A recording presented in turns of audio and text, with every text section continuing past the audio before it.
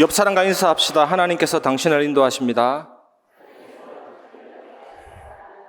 창세기에서 갑자기 시편으로 옮겨진 것이 아니고 오늘 시편은 요셉에 관한 내용입니다. 그래서 오늘 요셉을 같이 살펴보고 언약을 붙잡도록 하겠습니다.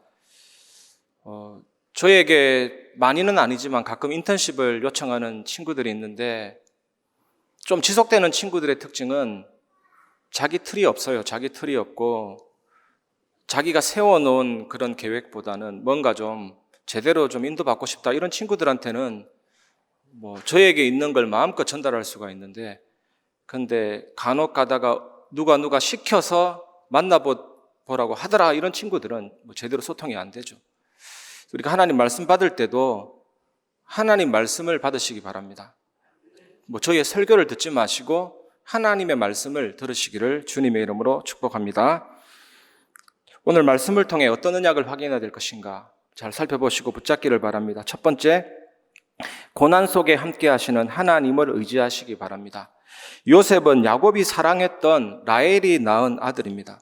그리고 야곱이 편애했습니다. 그리고 채색 옷을 지어 입혔거든요. 그러니까 형들이 시기하고 질투하고 요셉을 죽이려다가 노예로 팔아버렸습니다. 근데 요셉은 미디안 상인들에게 팔려서 애굽의 시위대장 보디발에게 넘겨졌거든요. 시위대장은 장군들을 다스리는 장군, 한 별 4개 정도 됩니다. 특히 바로왕을 호위하는 장군이니까 엄청난 권력자죠. 이 집에 넘겨지게 된 것입니다. 창세기 39장 3절에서 4절, 그의 주인이 여호와께서 그와 함께 하심을 보며 또 여호와께서 그의 범사에 형통하게 하심을 보았더라. 요셉이 그의 주인에게 은혜를 입어 섬김에 그가 요셉을 가정총무로 삼고 자기의 소유를 다 그의 손에 위탁하니. 형통이라는 이 단어가 앞으로 계속 나아가다, 발전하다, 성공하다, 이 말을 주목해야 됩니다. 끝에 가서 성공을 해야 되는데 세상 성공자들은 거의 다 끝에 가서 다 무너집니다. 우리나라 대통령은요, 끝에 가서 희한하게 계속 무너지잖아요. 하나님이 주시는 형통은 중간중간에도 하나님이 함께 하시지만 끝에 가서 성공하고 천국 갈 때까지 충성되게 응답해 주시는 그런 역사거든요. 진주 보건대학이라는 대학에 외식산업 미스터 피자 학과가 있더라고요. 희한한 학과입니다. 졸업 후에 미스터 피자 본사와 점포에서 일한다고 합니다. 바로 현장에서 가르쳐주고 현장에서 일꾼을 키우고 막 이러는 거이죠. 그리고 김치 발효학과도 있더라고요. 김치 발효. 김치 발효해서 수십여 종의 요리를 만들어내잖아요. 강의실은 어디냐? 현장에서. 교수는 누구냐? 요리 달인들이. 우리나라 교육을 보면 주입식이잖아요. 근데 영국 교육을 보면 다 그런 건 아니겠지만 중력을 설명할 때 중력은 밑에서 당기는 힘인데 빌딩에서 뛰어내리도록 하더라고요. 그 밑에서 소방대원이 다 안전대를 설치해 놓고 중력을 체험시켜서 몸에 배인 지식, 살아있는 지식을 딱 각인시키니까 잊을 수가 없죠. 그런 지식이 쌓인 아이들은 반드시 정복하게 되어 있죠, 세계를. 요셉은 노예로 가서 괴롭고 힘들겠지만 하나님은 애굽 경영대학에 입학시킨 거거든요. 훗날 총리가 되어서 발휘하게 될 모든 경제력을 연마하게 하신 것이죠. 몸에 배인 지식, 산 지식, 피아노도 도레미파솔라시도 치다가 어느 날 몸에 각인돼 버리면 완전히 빠져서 음악을 연주하고 감동을 주죠. 창세기 39장 20절 21절, 이에 요셉의 주인이 그를 잡아 옥에 가두니 그 옥은 왕의 죄수를 가두는 곳이었더라. 요셉이 옥에 갇혔으나 여호와께서 요셉과 함께 하시고 그에게 인자를 더하사 간수장에게 은혜를 받게 하시매. 요셉은 억울한 일로 투옥됐잖아요. 감옥에서 요셉은 애굽의 두 장관을 만나서 애굽의 정치를 배우게 되었습니다. 사실 요셉 본인에게는 굉장히 괴롭고 힘든 순간이었겠지만 요셉 인생에 있어서 노예 감옥이 없었다면 절대로 세계를 살릴 수 없었을 것입니다. 당연, 필연, 절대적 현장이었거든요. 하나님의 작정이었죠. 하나님이 미리 설계해 놓으셨고 노예로 가도록 감옥으로 가도록 좌표를 찍어 놨기 때문에 그 항로대로 갈 수밖에 없습니다.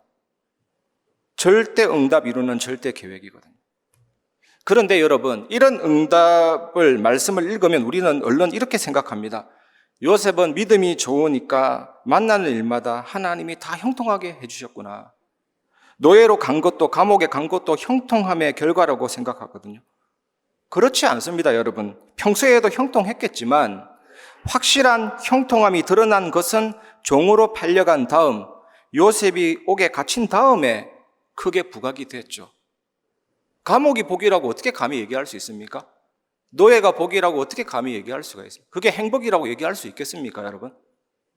우리는 결과를 보고 행복이었다. 요셉 입장에서 볼 때 참 정이 없네 이렇게 느낄 정도로 표현이 될 수가 있잖아요. 마치 이런 것과 같습니다. 아무 일 없이 건강했는데 갑자기 맹장염에 걸렸는데 그러나 맹장 수술 받을 때 형통하게 하사 빨리 아물게 하셨다. 요셉에게 임한 형통은 이런 것과 같습니다. 아무리 안 좋은 일도 요셉이 당했다고 하면 당연히 형통한 일일 거라고 생각하잖아요. 노예는요, 물건 취급당했습니다. 주인의 재산입니다.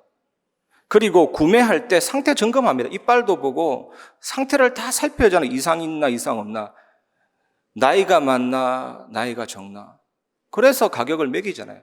여러분 중고 차량 살 때 상태 점검 안 하다가는 낭패를 봅니다. 그 당시 애굽 감옥은 지하 토굴입니다. 햇빛 하나 안 들어와요.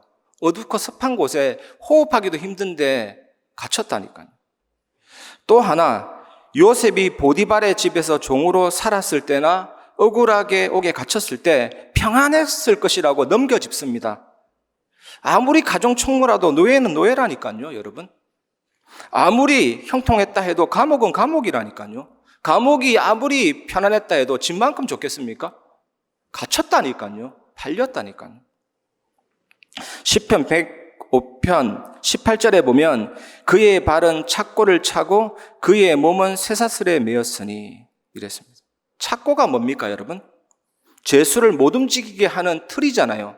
다리에 채우기도 합니다.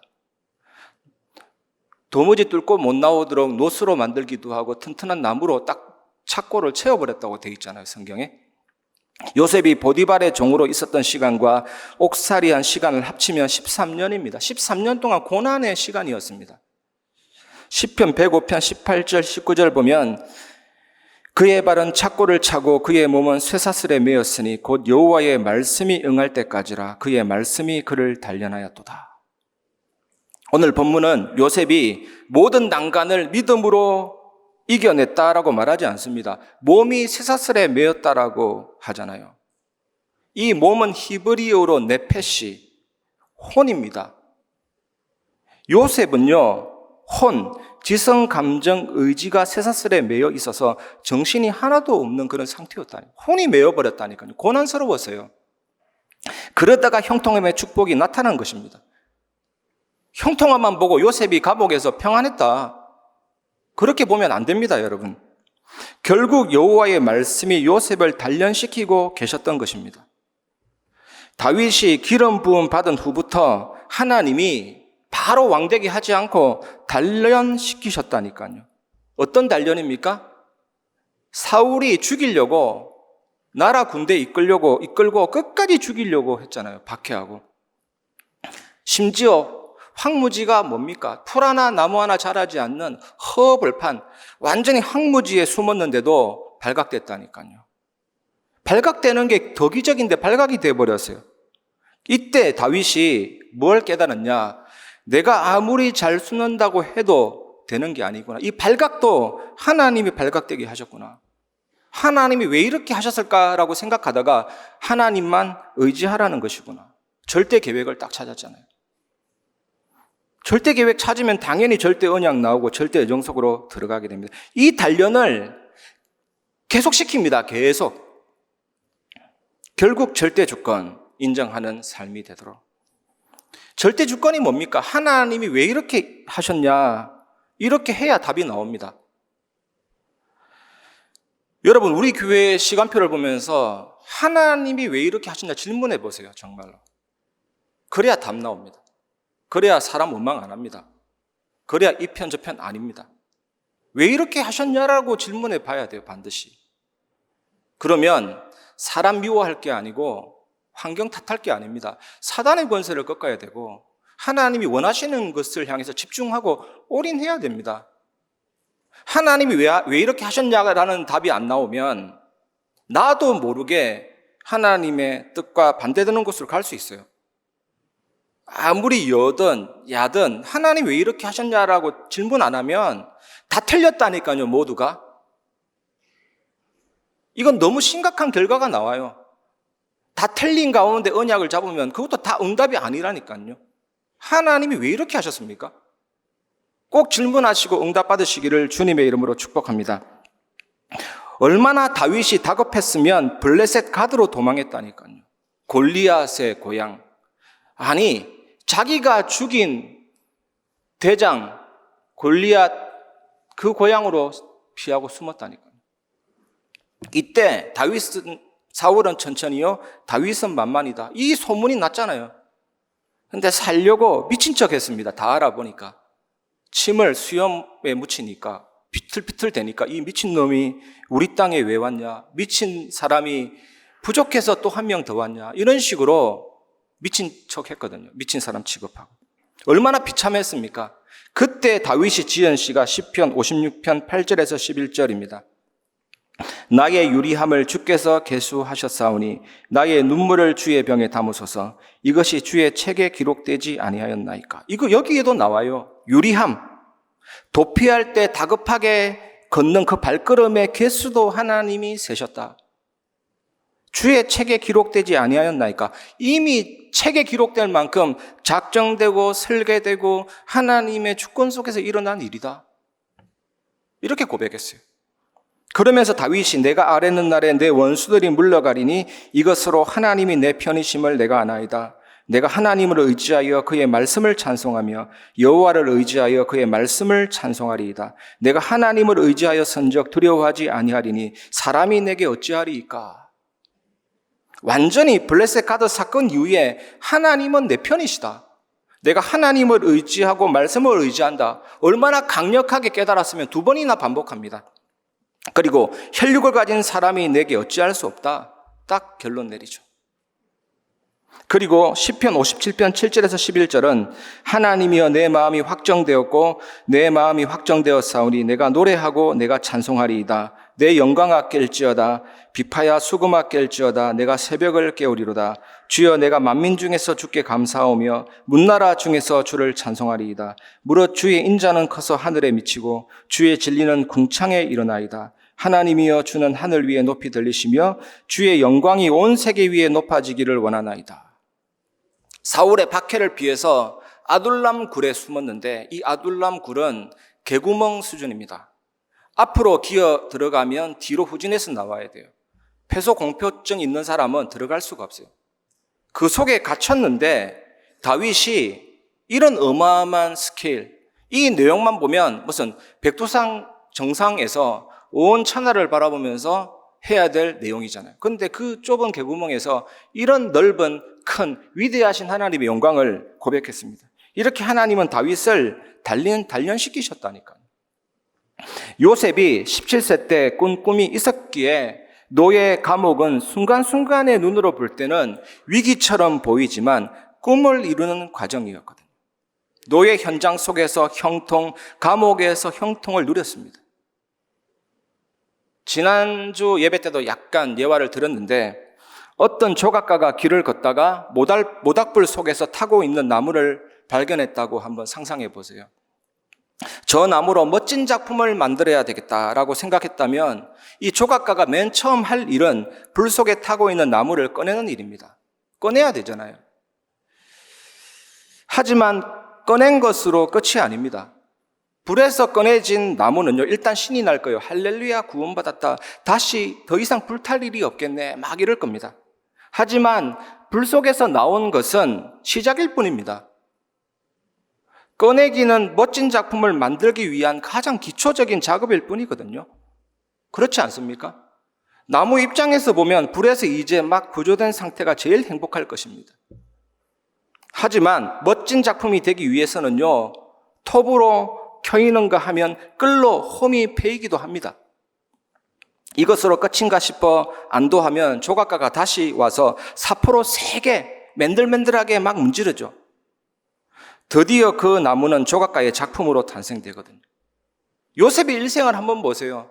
하나님은 요셉의 인생을 세상 살릴 작품으로 만드셨다니까요. 우리도 마찬가지입니다, 여러분. 구약은 예언이고 신약은 성취잖아요. 요셉이 누린 형통은 한마디로 얘기하면 로마서 8장 28절. 우리가 알거니와 하나님을 사랑하는 자, 곧 그의 뜻대로 부르심을 입은 자들에게는 모든 것이 합력하여 선을 이루느니라. 악을 선으로, 위기를 기회로, 문제를 발판으로, 노예로 갔는데, 감옥으로 갔는데 다 그렇게 하나님 만들어 주셨거든요. 다니엘과 다니엘 세 친구도 한번 보세요. 모든 것이 선으로, 굿, 좋은 것으로, 끝으로 딱 결론을 붙잡았기 때문에요. 사자굴에 들어갈 때도 상황을 미리 알았지만 미리 감사하였더라 그랬고, 새 친구도 풀무불에 들어가는 줄 알았지만 죽어도 하나님이 살리실 것이고 그리 아니하실지라도. 여러분, 정말로 이 형통함 끝 제대로 붙잡고 응답받는 축복을 누리시길 바랍니다. 고난 속에 함께 하시는 하나님을 의지하시기 바랍니다. 두 번째, 약할 때 강함 되시는 하나님의 은혜를 누리시기 바랍니다. 여러분, 혹시 탄식하거나 운 적이 있습니까? 슬플 때, 괴로울 때. 그때 나는 패배했구나 라고 느낀 적이 있습니까, 여러분?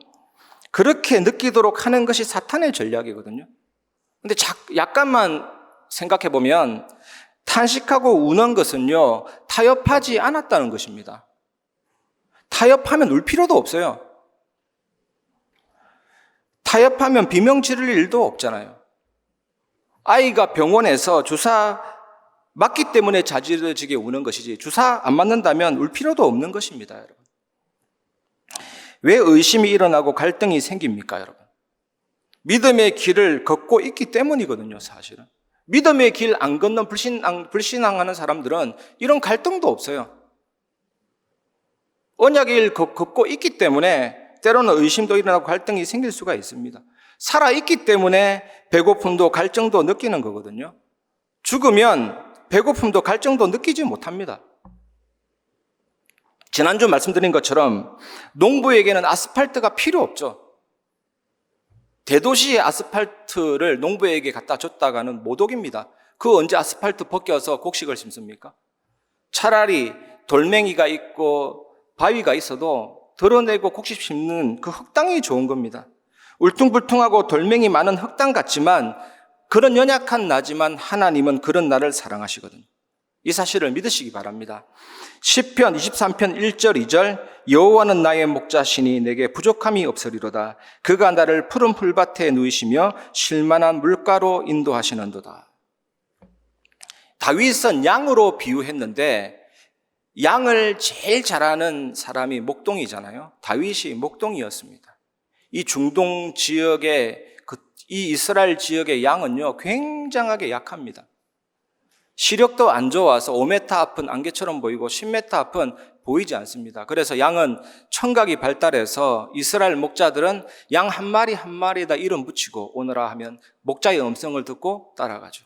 그래서 예수님이 내 양은 내 음성을 들으며 이랬잖아요.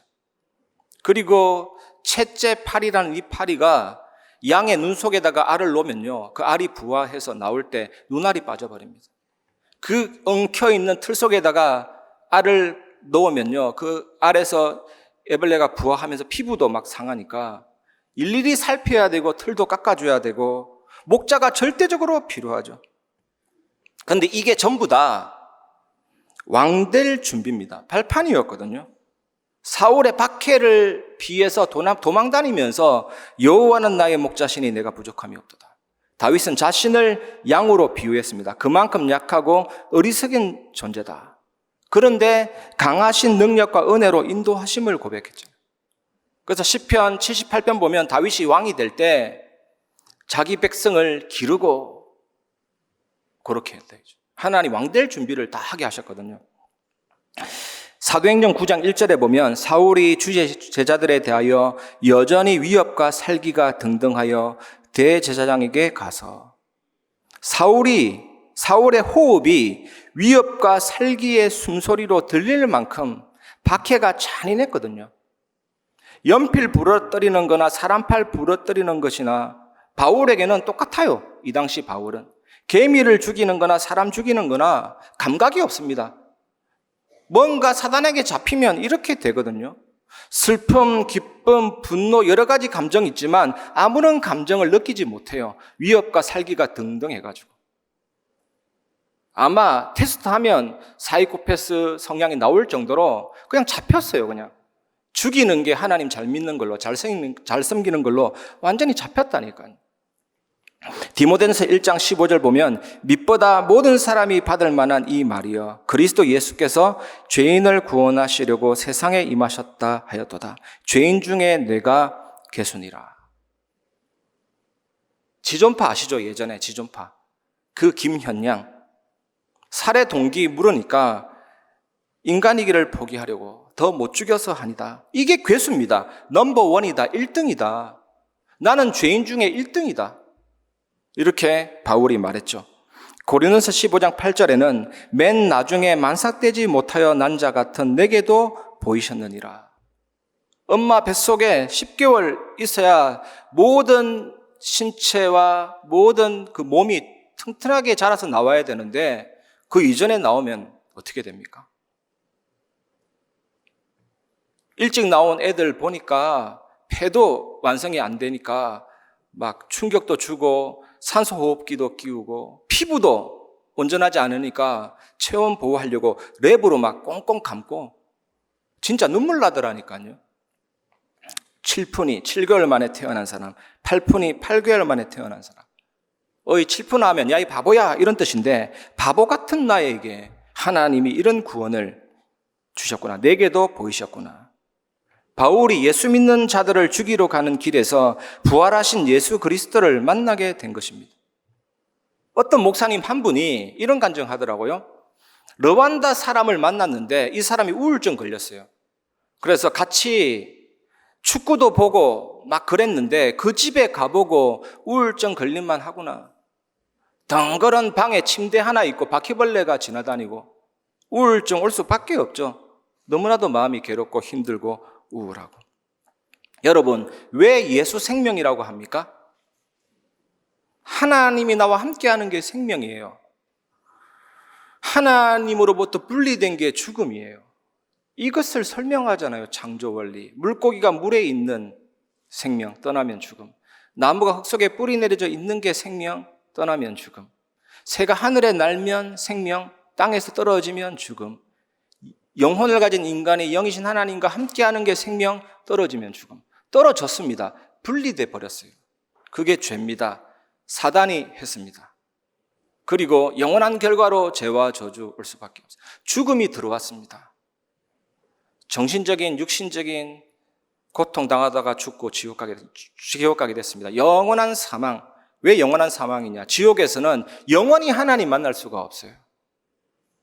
예수님이 이 땅에 오셔서 하신 일이 이것 해결했습니다. 오셔가지고 죄 때문에 분리됐는데 죄 해결하시고 자기 피로 죽으시고 부활하셔서 모든 죄를 다 용서하시고 예수 믿으면 마치 죄 한 번도 지은 적이 없는 자처럼 의인으로 만들어주잖아요. 사단의 권세를 깨트리시고 하나님 만나는 길 여셨죠. 이 예수님을 영접하면 나와 함께 계십니다. 생명, 영원히 함께 하십니다. 영생. 당연히 생명 가진 자에게 나타나는 게 능력입니다. 기도응답, 사단결박, 천사동원, 천국시민, 세계복음화. 다 왔어요, 우리에게. 그래서 예수만이 구원의 길인데 만삭되지 못한 나에게, 억만제약 가운데 있는 나에게 오셨잖아요. 보이셨잖아요. 그게 복음입니다. 계속해서 바울은 고린도서 15장 10절에 그러나 내가 나된 것은 하나님의 은혜로 된 것이니 내게 주신 그의 은혜가 헛되지 아니하여 내가 모든 사도보다 더 많이 수고하였으나 내가 한 것이 아니요 오직 나와 함께 하신 하나님의 은혜로라. 바울의 모든 안 좋은 과거까지 복음 증거의 발판이 되었습니다. 하나님은 우리를 고치셔서 정인되게 하십니다. 저는 아직까지도 잊을 수가 없어요. 어떤 권사님의 고백. 내 아들이 정신병이 걸려가지고 완전히 미쳐가는데 치유되었을 뿐만 아니라 목사가 되어서 이렇게 사역하는데 내가 이 복음 전가하지 않을 수 없다. 지금까지도 치유 사역 잘하고 있어요. 하나님이 그렇게 만들어 주신다니까요. 고린도후서 12장 1절에서 10절 그게 보시면 나옵니다. 약할 때 강함 되시는 하나님의 은혜. 바울이 육체의 가시 사단의 사자가 박혀서 복음 전하다 쓰러지고 기절하니까 저게 무슨 사도냐 계속 의심했잖아요. 그 마음에 짐을 지고 복음 증거하기가 너무 힘들어서 사실 사도 바울은 자기 자신을 위해서 기도하지 않는데 복음 증거에 걸림돌이 되니까 3번이나 간구했는데 얼마나 깊이 기도했던지 셋째 하늘 올라가고 낙원에 올라가고 그래도 해결이 안 돼요.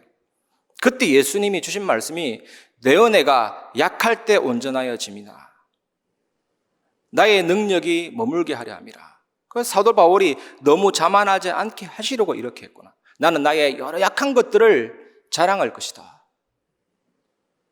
그래서 이 관점으로 여러분 개인을 보시고 우리 교회를 보면 약할 때 강함 되시는 하나님의 은혜가 온전하게 임하고 있습니다. 그 사실을 보시기를 바랍니다. 그 은혜를 여러분 개인이 누리시고 우리 교회가 누려지게 될 줄 믿습니다. 세 번째, 그리스도의 날까지 이루시는 하나님의 인도하심을 따라가시기 바랍니다. 시편 105편 21절에서 22절 그를 그의 집의 주관자로 삼아 그의 모든 소유를 관리하게 하고 그의 뜻대로 모든 신하를 다스리며 그의 지혜로 장로들을 교훈하게 하였도다. 백발의 장로들이 새파랗게 젊은 요셉한테 교훈을 얻었다니까요. 이 모습이 우습지 않습니까? 30세 된 요셉에게 백발의 장로들이 앉아가지고 교훈의 말씀을 들었다니까. 이 지혜와 지식이 어디에서 나왔습니까, 여러분? 노예, 감옥에서 얻은 지식이잖아요. 현장에서 배우게 하셨으나 하나님이 주신 지혜와 지식입니다. 우리 교회 하나님이 이런 지혜와 지식과 은혜를 주실 줄 믿습니다. 평생 잊지 말아야 될 중요한 언약을 주실 것입니다. 우리는 이것 가지고 세계를 살리게 될 것입니다. 이 기대와 믿음을 가지시기 바랍니다. 외국 영화를 보는데 자막 없으면 내용 모릅니다. 이 부분을 설명하는 신약의 자막은 뭐가 있겠습니까? 분명히 구약에서 풀리지 않는 것은 신약에서 다 풀리게 되어 있습니다. 매치시키면 다 맞게 되어 있어요. 그래서 구약과 신약을 같이 보는 것도 참 중요해요. 어떤 언약이 있겠습니까? 요셉이 받았던 지혜는 도대체 어떤 지혜고 어떤 지식이었을까? 그게 고린도전서 12장 8절 보면 어떤 사람에게는 성령으로 말미암아 지혜의 말씀을, 어떤 사람에게는 같은 성령을 따라 지식의 말씀을. 고린도전서 12장 11절에는 이 모든 일은 같은 한 성령이 행하사 그의 뜻대로 각 사람에게 나누어 주시는 것이니라. 하나님이 나누어 주셨다니까요, 요셉에게. 사도행전 2장에 보면 나오거든요. 하도 많이 말해서 이제는 각인됐을 것 같은데 성령이 말하게 하심을 따라 다른 언어들로 말하기를 시작하니라. 성령이 그 120명 성도의 혀를 딱 잡아버리니까 다른 언어가 나갔잖아요. 여러분, 성령이 오늘 여러분 산업을 잡아버리면 어떻게 되겠습니까? 성령의 렘넌트들의 학업을 잡아버리면 어떻게 되겠습니까? 성령이 하나님이 요셉을 성령으로 이처럼 하나님의 영에 감동된 사람이 없느니라. 이게 뭡니까? 성령이 딱 잡았다니까요. 그 보여주신 계시로 꿈 해석하고 하나님 주신 그 지혜로 시대 살렸다니까요. 너무나도 간단해요. 어렵지 않습니다, 여러분. 결국 요셉의 인생도 어떻게 해석이 되냐? 빌립보서 1장 6절 너희 안에서 착한 일을 시작하신 이가 그리스도 예수의 날까지 이루실 줄을 우리는 확신하노라. 이 말씀으로 다 풀 수가 있죠. 진짜입니다. 노예든 감옥이든 모든 것이 선입니다. 노예야 고맙다, 감호가 고맙다, 보디발의 아내야 고맙다, 장관들아 네가 나를 잊었냐, 그것도 고맙다. 모든 게 하나님이 하신 거다. 고마울 것밖에 없어요. 그래서 예수 믿는 자의 상표가 있습니다. 감사, 이마에 보이지 않는 상표. 사실은 사탄도 고맙습니다. 어떨 때는요. 믿기도 하지만 건드려 줘가지고 우리가 이만큼 성장하고 있잖아요. 위기가 얼마나 고맙습니까? 그것 때문에 우리가 끝없이 하나님 바라보고 다음 시간표를 기대할 수가 있잖아요. 그 어떤 것도 문제가 되지 않습니다. 우리는 이 은혜를 누려야 될 줄 믿습니다. 베드로전서 5장 7절 8절 너희 염려를 다 주께 맡기라. 이는 그가 너희를 돌보심이라. 근신하라 깨어라. 너희 대적 마귀가 우는 사자같이 돌아다니며 삼킬 자를 찾나니. 베드로가 새신자들한테 한 얘기가 아니에요. 이 말은 장로들에게 한 말입니다. 예수 오래 믿는 사람, 여러분 중직자들에게 하는 말이고 교역자들에게 하는 말이에요. 초신자들에게 했다면 현장 전도형 메시지구나 하는데, 장로들에게 베드로가 너희 염려를 다 주께 맡기라. 우는 사자같이 돌아다니며 삼킬 자를 찾는 마귀, 너희 대적. 나라 군대가 대적을 인식하지 않으면 이미 진 겁니다, 여러분. 호시탐탐 노리는데 우리가 대적으로 못 보면 어떻게 되겠습니까? 말도 안 되지. 여러분이 살아있다, 내가 살아있다 이러면 모든 것이 문제가 됩니다. 바이러스 도는 것도 문제가 돼요, 사실은. 미세먼지, 제가 알레르기 비염이 좀 있는데 코가 막히고 그러거든요. 문제가 돼요. 배고프면 배고픈 거 문제가 되고, 사탄이 살아있는 사람 건들지 공동묘지나 화장터에 가서 건들지 않습니다. 사탄의 공격도 문제가 되고, 나는 성령 충만한데 세상 나가면 죄 투성인데요. 예배 때는 하나님 충만하지만 세상 나가면 하나님이 안 계시는 듯한데요. 모든 게 문제가 됩니다. 보는 것도 문제가 돼요. 말씀 보고 충만했는데 엉뚱한 거 보면 바로 들어온다니까. 얼마나 빨리 들어오는지. 다 문제가 됩니다. 내가 살아있으면 그렇게 문제가 됩니다. 하지만 여러분, 복음이 뭡니까? 나의 옛사람, 사단에게 종노릇하는 죄의 몸을 죽여주셨다니까요. 십자가에 옛사람이, 나의 죄의 몸이 멸해진 것입니다. 이거 깨닫는 게 제일 중요해요. 나는 이미 죽었구나. 이제는 내가 그리스도를 믿는 믿음 안에서 사는 거구나. 중요합니다. 육체의 정욕을 읽으면 보혈의 능력, 주의 보혈. 부정한 모든 것 밝히는 것도 보혈의 능력, 주의 보혈. 이게 뭡니까? 죽었다. 나는 다시 살아났다. 내 안에 있는 생명은 새로운 생명이다. 오직 예수 완전 복음. 사탄 재앙 지옥 권세 멸하신 예수 그리스도. 속죄제가 뭡니까, 여러분? 나 대신에 이 제물이 죽으면서 나의 모든 죄와 저주 문제를 담당한 이 제물이 죽었다. 태워졌다. 피 흘려졌다. 끝났다. 그 고기를 또 제사장이 먹거든요. 이것도 뭡니까?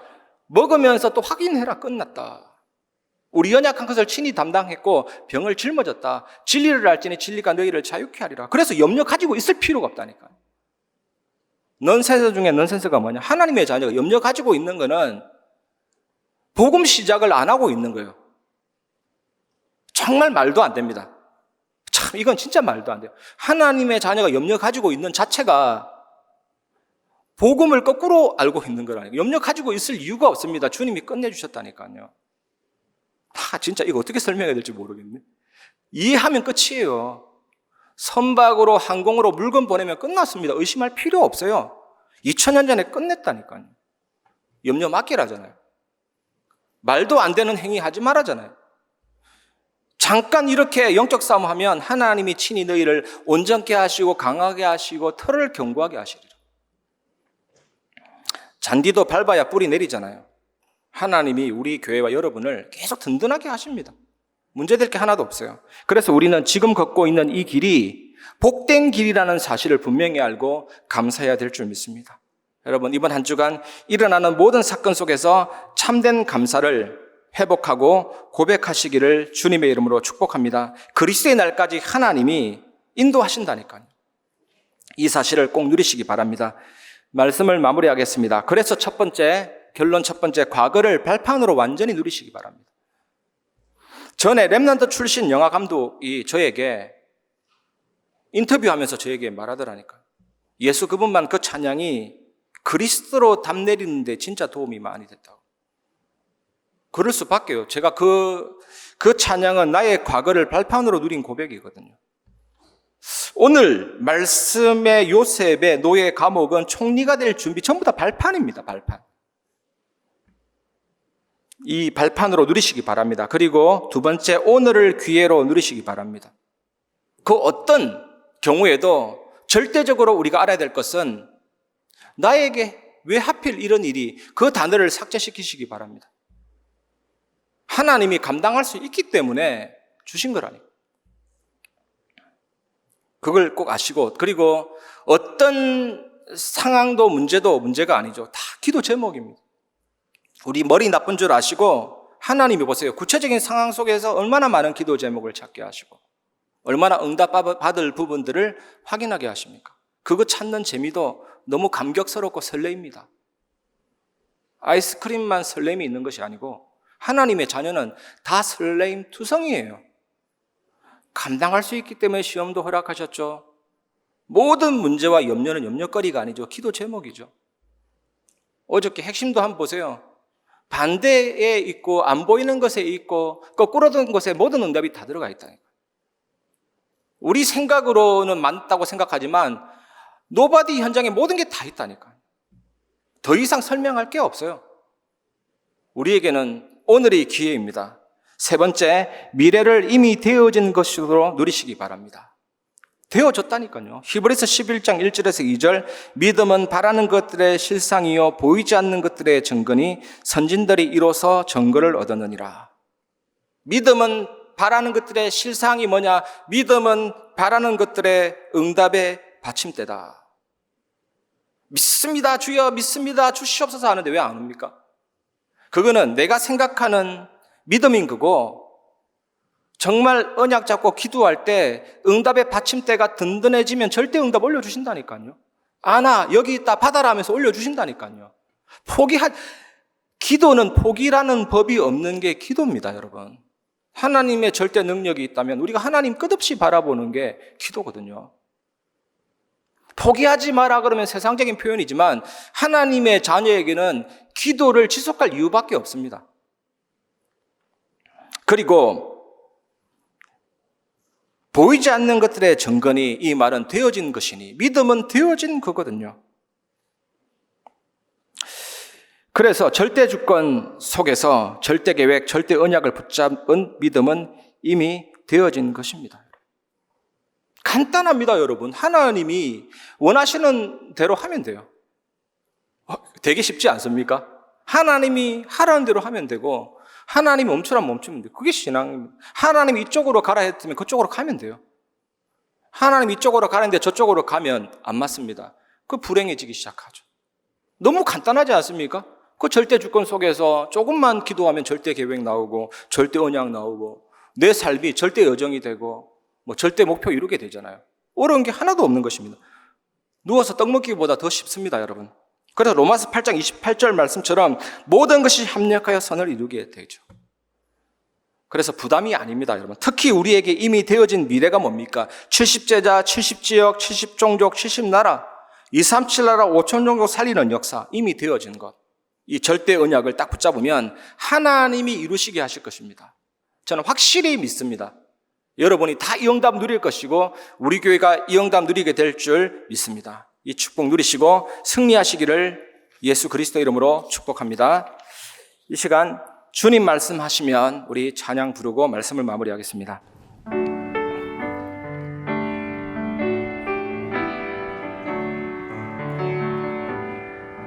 주님 말씀하시면 내가 나가리다.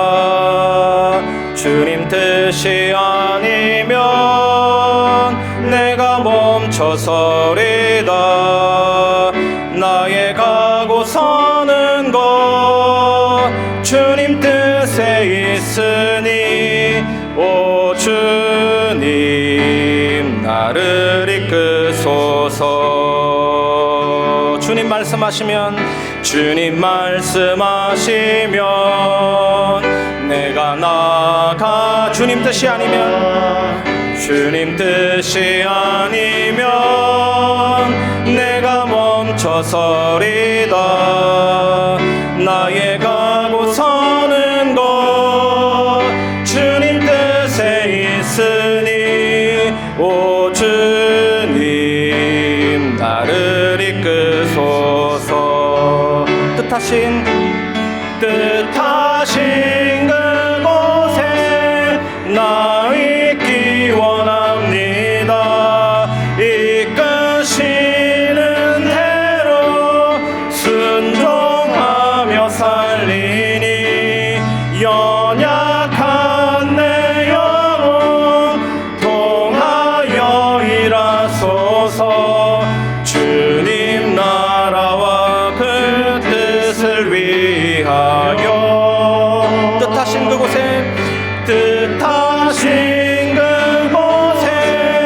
나 있기 원합니다. 이끄시는 대로 순종하며 살리니 연약한 내 영혼 통하여 일하소서. 주님 나라와 그 뜻을 위하여